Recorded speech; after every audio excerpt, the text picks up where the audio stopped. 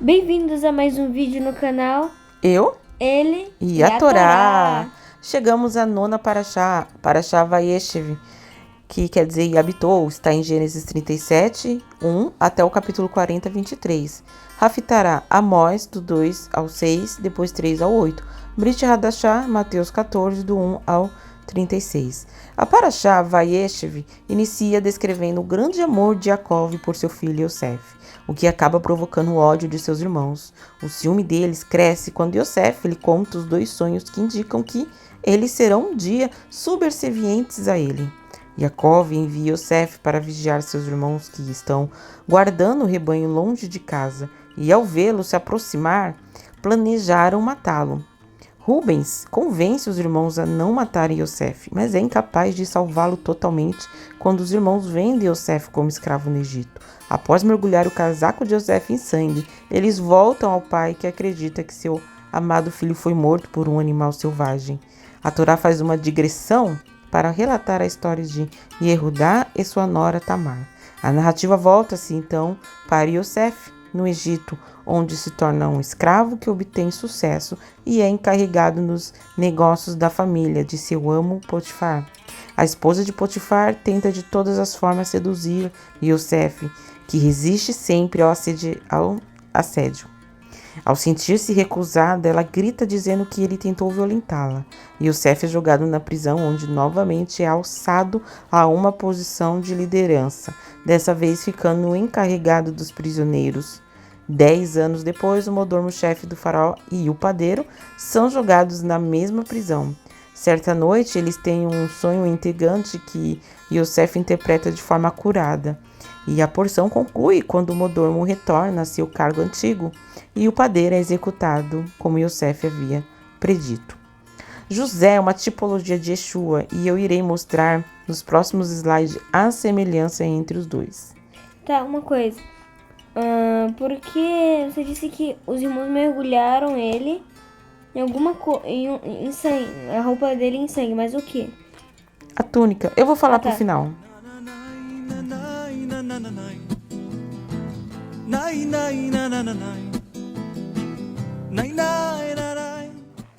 E José tinha o hábito de contar ao pai tudo o que os irmãos faziam de errado.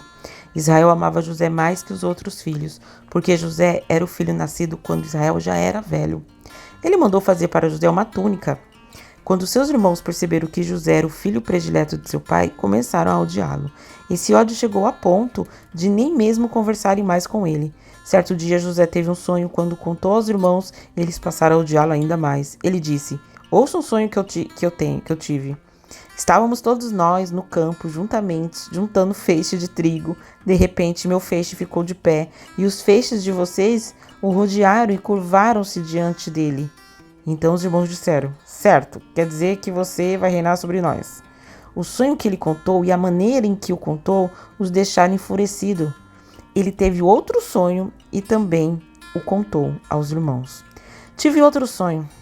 O sol, a lua e 11 estrelas curvavam-se diante de mim. Ele também contou o sonho a seu pai e este o repreendeu. Que sonhos são esses? Por acaso eu e sua mãe e seus irmãos iremos um dia nos curvar diante de você?" A essa altura, seus irmãos estavam tomados de ciúmes, mas seu pai refletia sobre o assunto. A túnica foi mergulhada, o que você perguntou, em um sangue. Não, eu acho que aqui não fala qual é o animal, mas é irrelevante, né? Só para entender que foi melado no sangue, para o pai pensar que era o sangue de Yosef, quando na verdade era o sangue de um animal. Os irmãos de José haviam ido para Siquém, onde cuidavam dos rebanhos do pai. E Israel disse a José: "Seus irmãos estão com os rebanhos lá em Siquém. Preciso que você vá até onde eles estão." José respondeu: "Sim, estou pronto." Jacó disse: "Vá ver como estão seus irmãos e os rebanhos. Depois venha me contar." E enviou o filho do vale de Hebron a Siquém. Os irmãos de José o reconheceram de longe e acharam que era uma boa oportunidade para se livrar dele. O plano era este: "Lá vem o sonhador. Vamos matá-lo e jogá-lo em uma dessas cisternas velhas. Depois a gente diz que um animal selvagem o devorou. Veremos em que os sonhos dele vão dar." Olha a petulância. Rubem ouviu a conversa dos irmãos e intercedeu por José. Por favor, não vamos matá-lo, nem pense em cometer assassinato. Vamos jogá-lo naquela cisterna ali, mas ninguém vai machucá-lo. A intenção de Rubem era voltar mais tarde e tirá-lo do poço e levá-lo de volta ao pai. Mas quando José chegou ao local em que estavam os irmãos, eles o agarraram, arrancaram dele a capa bordada e o jogaram na cisterna. Ele caiu como um fantasma, né? O reservatório estava seco, não havia nem mesmo um pouco de água para beber. Mais tarde sentaram-se para jantar e de repente avistaram uma caravana de ismaelitas que vinham de Gileade com camelos carregados de especiarias, óleos e perfumes para vender no Egito. Judá sugeriu: irmãos, o que vamos ganhar se matarmos nosso irmão e ocultarmos as provas? Vamos vendê-lo para os ismaelitas, em vez de matá-lo. Afinal de contas, ele é nosso irmão, sangue do nosso sangue. Os outros concordaram com ele. Na hora em que os comerciantes estavam passando, José foi tirá-lo da cisterna e seus irmãos o venderam por 20 peças de prata aos ismaelitas. Não era 15? 20. Os compradores levaram José para o Egito. Mais tarde, Rubens foi procurá-lo, José na cisterna, mas ele não estava lá. Então rasgou as suas roupas em sinal de desespero e interrogou os irmãos. O menino não está mais lá, o que vão fazer? Então, eles pegaram uma capa de José, mataram um bode aqui, Breno, fala o animal, ó. Eu nem lembrava. Eles mataram o bode e mergulharam a capa no sangue. Levaram de volta a bela peça de roupa ao pai e disseram: achamos isto, olhe para ela. Não parece a capa de seu filho? Na mesma hora ele reconheceu e disse: a capa de meu filho, um animal selvagem, o atacou e despedaçou.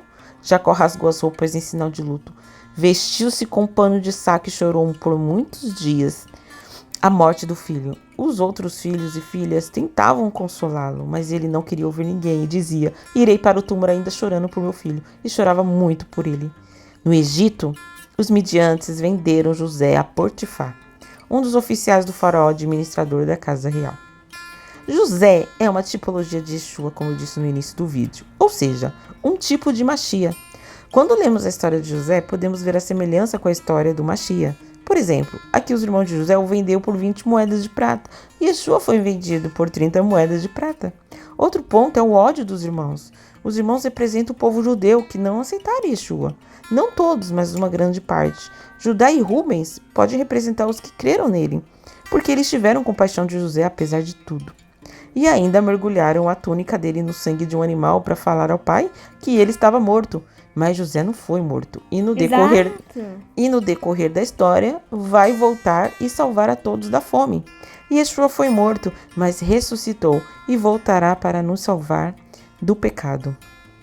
José fez Potifar prosperar. Que bênção é ser abençoado pelo Eterno e fazer com que as pessoas ao nosso redor também sejam abençoados. Você já pensou? Nós receber todas as bênçãos do Eterno, ser próspero, ser abençoado. E as pessoas que estão, por conta disso, as pessoas que estão ao nosso redor, elas acabam sendo abençoadas também, né? A esposa de Potifar gostou de José, né? A Bíblia diz que José era bonito, charmoso. Como o mesmo não deu bola a ela, inventou que ele havia abusado dela. Então José acabou sendo preso. Fazendo um paralelo aqui, rapidinho.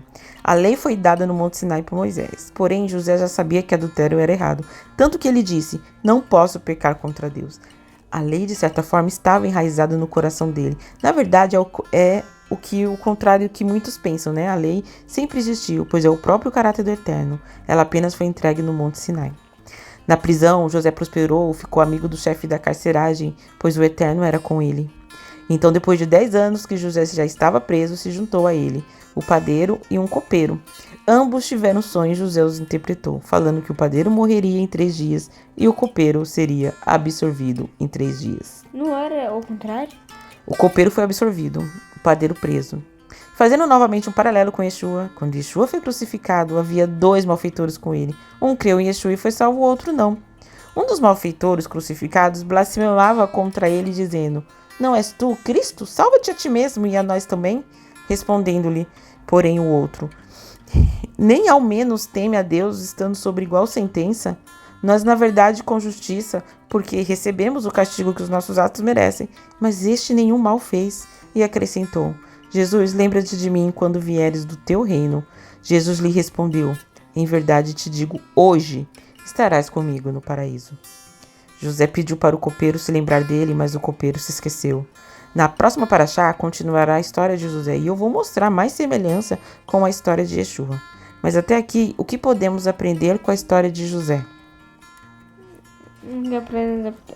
Aprender? Por exemplo, o Eterno é conosco mesmo em meio às provações e nunca nos abandona. O Eterno não fala audível com José, assim como falou com Moisés e outros profetas da Bíblia. Mesmo assim, ele tinha fé que as coisas iam melhorar. O que aconteceu? Ele foi preso. Olha o tamanho primeiro, né? Antes de ele ser preso, ele foi jogado no poço. Mas ele lembrava dos sonhos dele, ele lembrava que o Eterno tinha promessa na sua vida. E mesmo assim, ele não blasfemou, ele não falou, Deus não está comigo, e nem ficou murmurando.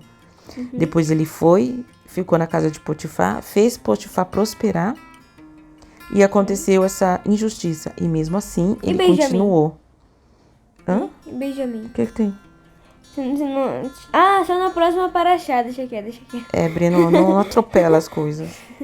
E o que podemos aprender dessa história é que o Eterno sempre esteve com ele, o Eterno abençoou, mesmo distante diante das calamidades, e mesmo ele não ouvindo a voz audível mas ele tinha fé. Que a fé é isso, né? Você esperar que as coisas aconteçam sem ao menos estar vendo. Ao menos estar vendo. E agora eu coloquei aqui a Hanukkah, lembrando a vocês que amanhã, gente, é festa de Hanukkah. E para quem quer saber mais de Hanukkah, eu vou deixar aqui em cima, vai aparecer agora aqui um card com a minha playlist da Hanukkah do ano passado. Eu fiz uns vídeos falando da Hanukkah. E vai fazer a Hanukkah de hoje. Cada vídeo falando do primeiro dia de Hanukkah, o acendimento da vela, o segundo dia, o acendimento da vela. Então eu fiz aí uns 8 vídeos falando sobre a Hanukkah. E cada um é um dia. Exatamente, que é o acendimento da vela. E aí nessa festa eu vou falar o porquê que nós comemoramos, né? Só falando aqui que eu falo que a Hanukkah é um antídoto para a idolatria, para o paganismo, né?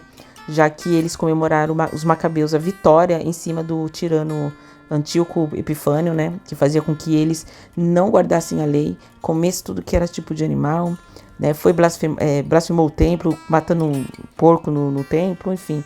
Foi uma época bem difícil. E eles conseguiram aí, com Judas Macabeus, libertar o povo, né? E conseguir voltar ao Eterno e guardar as leis do Eterno. Então, por isso que é interessante essa festa. E Hag Sameach Hanukkah. Até o próximo vídeo. Quem gostou, deixa o like, compartilha, ativa o sininho para receber todas as notificações. E tchau! Você presta mais atenção nos próximos vídeos. Eu quero ver você falando mais do que aprendeu. Olha que história maravilhosa de José. É legal. Pois é, então é isso aí. Tchau. Antes de esquecer, né? Shabbat Shalom, que foi hoje. E Shavuot Tov, né? Que a gente já tá entrando na semana. Semana abençoada, semana próspera, semana de portas abertas, semana de cura para todos vocês. Shalom. Shalom, férias.